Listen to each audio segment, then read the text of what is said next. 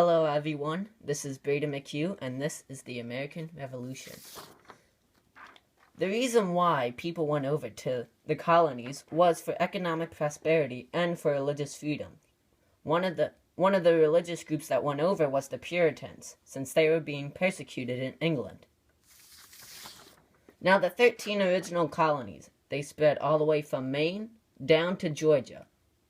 And they're split up into 3 different sections: the New England, the Middle, and the Southern.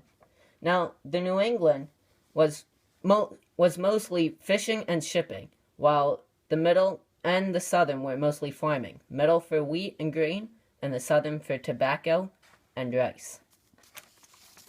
Now, the Navigation Acts of 1651, it required all goods going to the colonies to go through England first, before going to the colonies. This would anger some of the colonists, as they were not getting as much business. The French and Indian War was a war between the French and the British, and in the end, the British won. Now, since England had lost a lot of money from the war, they had to find some way to get money, so they decided to tax the colonies. King George III was the monarch during the American Revolution. Now, although he was working with the British Parliament, he thought of himself as an absolutionist, and he wanted to gain money and more followers from the colonies to support him. The Proclamation of 1763 did not allow any colonists to have the land west of the Appalachian Mountains. This made people angry, as they wanted to claim the land they just won from the French and Indian War. The Sugar Act, which was put on by the British Parliament, made only certain goods to be exported by England, no other country. Merchants and shippers lost business as a result, and this made people even more angrier. The Stamp Act tried to put a tax on all papers in the colonies. It was very, very, very, very unpopular.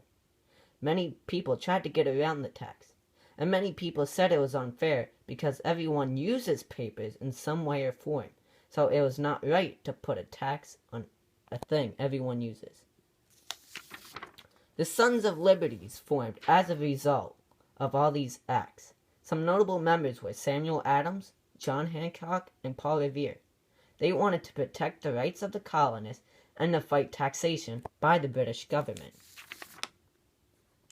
One of the key events leading up to the American Revolution was the Boston Massacre. A group of colonists saw British soldiers and started to say bad things and throw snowballs at them. One of the soldiers accidentally fired their guns, and a battle broke out, killing 5 colonists. Now, the soldiers fired for no reason, which in result made the colonists get even more angrier. One of the few things everybody did was drink tea. So, to get more money, the British Parliament decided to put a tax on tea. Now, everyone had to buy from one company, the East India Company, for tea, who had a tax, of course, on the tea. Now, the result of this was the Boston Tea Party. Members of the Sons of Liberty dressed up as Native Americans and dumped tea into the Boston harbor in protest of the tax on tea. Now, even though this was a smart move, it resulted in the Intolerable Acts, which was another act on the colonies. Thomas Paine wrote Common Sense, a pamphlet, to inspire people to fight for independence. It explained the advantages and the need for independence for the colonies. Now, there were some Enlightenment thinkers who helped contribute to the American Revolution. John Locke believed in natural rights and the freedom of speech. Jean-Jacques Rousseau was the main voice in the French Revolution, which was going on at the same time. Baron de Montesquieu theorized in the separation of powers. The Declaration of Independence was written by Thomas Jefferson, and it said that the colonies should have their own government. It had 5 parts to it, and it basically sealed a declaration of war. And now we come to the Revolutionary War. The colonists, led by George Washington, had the advantages of guerrilla warfare, better range in weapons, and fighting on their homeland. And the British and the Loyalists were led by General Cornwallis, who had the advantages of more men, well-trained fighters, and had a lot of money and supplies. Now, the war started in 1775 and ended in 1781 at the Battle of Yorktown. The winner was the Continental Army because they stopped the British attacks, they had stopped their plans, and allied with France and other countries, and did not have to travel very far for battles.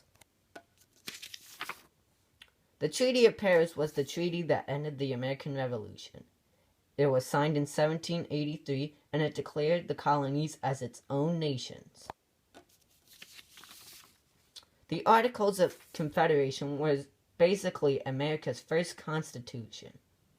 Unfortunately, it gave the states too much power, resulting in an unbalanced government structure and ultimately being replaced by the Constitution we know today.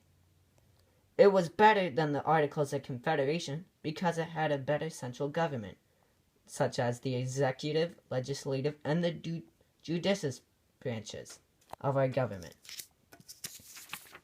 And finally, we had the election of George Washington as our first president. He was elected in January of 1789, and he was mostly chosen due to his popularity and the fact that he led the Continental Army to winning the Revolutionary War. Thank you guys so much for watching this video. Be sure to like and subscribe, and don't forget, yay Magna Carta.